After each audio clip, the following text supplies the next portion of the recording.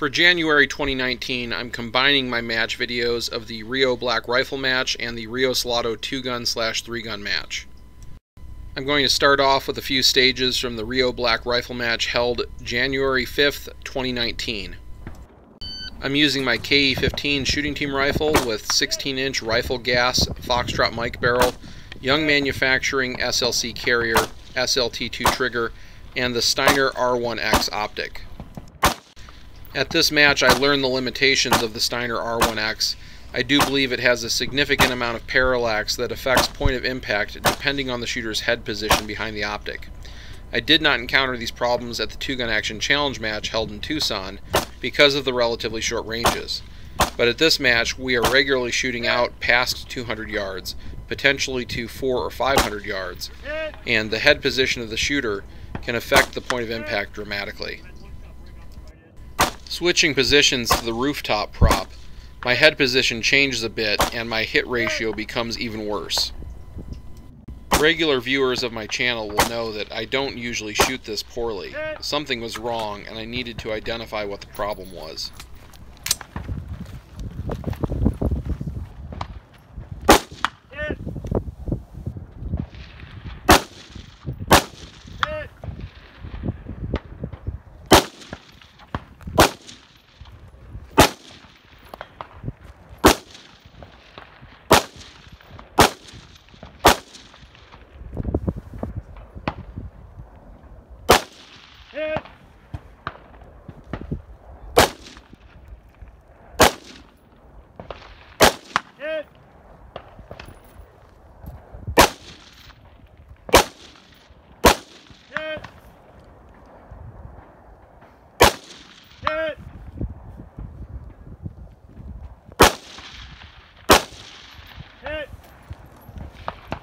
At the end of this close range stage, there are some rifle steel at distance.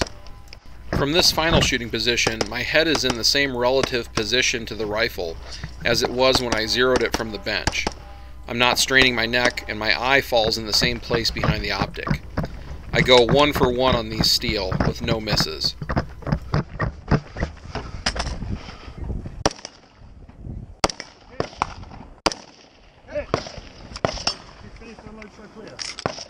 In the end, I was 5th out of 11 shooters in stealth division at this match. I was 30th out of 77 shooters overall. For the Rio Salado 2-gun/3-gun match, I replaced the Steiner R1X with my usual Aimpoint T2 Micro. I'm competing in stealth 2-gun division at this event. This was a pistol-only stage with all the targets obscured behind these barrels. Many shooters spent a very long time and multiple walkthroughs trying to figure out the best way to engage these targets. I simply counted the number of targets I had to shoot and made sure that I shot all of them before finishing the stage. I did not plan out or game this stage, I simply scanned for targets.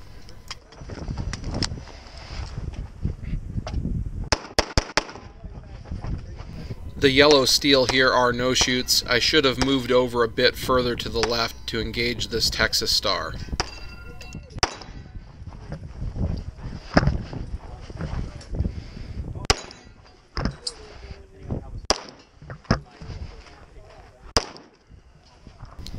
I was 10th overall on this stage with 62.61% of the overall winner's score.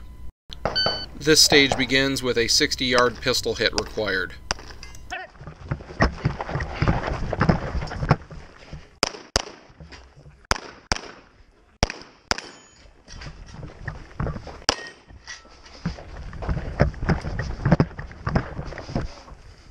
Because I'm using an optic, I'm confident in taking all of these poppers from one location, even though most of them are headshots only.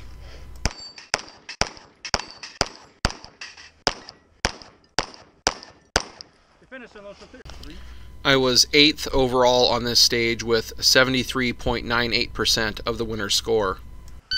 The first 3 targets here I engage unsighted. The rest of the stage is simply a paper memorization game, and while I do have the memory of all the targets down well, I'm just not that quick comparatively moving through these stages versus many other competitors.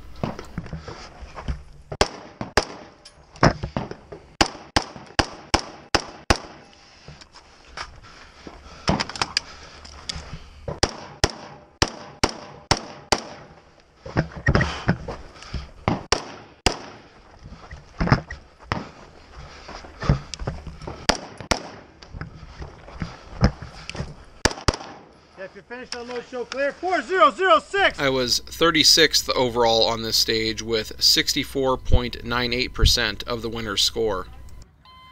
A little bit of a fumble at the start here with the bipod leg going into a hole in the spool. After that I stabilize and get on the targets quickly. Good. Hit. Hit. On the move I fold my bipod up so I can more easily support off of this next spool. Hit. Hit. Hit. Hit. Hit. Hit. Hit.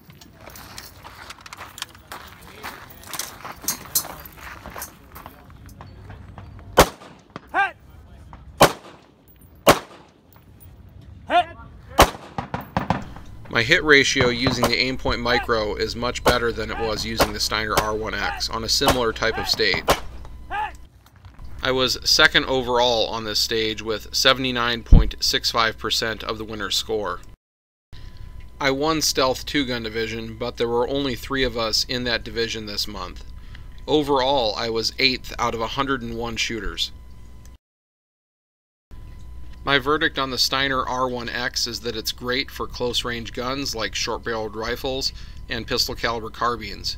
I particularly enjoyed using on my pistol-caliber carbine in the past because of its large window and fast target acquisition.